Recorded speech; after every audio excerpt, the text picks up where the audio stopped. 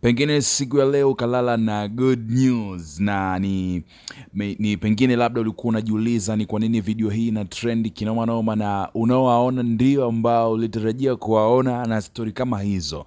So nikufahamishe, hii ni video ambayo kwa sasa hivi imetake over sana, na of course imewagusa watu wengi sana. Wengi walikuwa wamezoea kumuona Harmonize peke yake, lakini pia Kajala peke yake, lakini leo hii wamekutanishwa kwenye sherehe moja. Na sherehe ni ya nani? Sherehe ya mtoto wa Mario pamoja na Paula, and of course wameattend Mario, lakini pia wapo watu wengi sana wameattend kwenye hii event, lakini moja ambayo imewagusa watu wengi ni hili hapa la Harmonize kuonekana kwenye video moja akiimba akiwa na aliyekuwa mpenzi wake. Hapa namzungumzia Kajala Masanja, and of course waliweza kuvibe kwenye usiku wa birthday party ya mjukuu wake Amara, of course ni mtoto wa Mario pamoja na Paula. So story hii imewashangaza watu wengi. Je, pengine kapo hii imerudiana au vipi? Hebu isikilize, lakini pia enjoy hii hapo, usahau kusubscribe.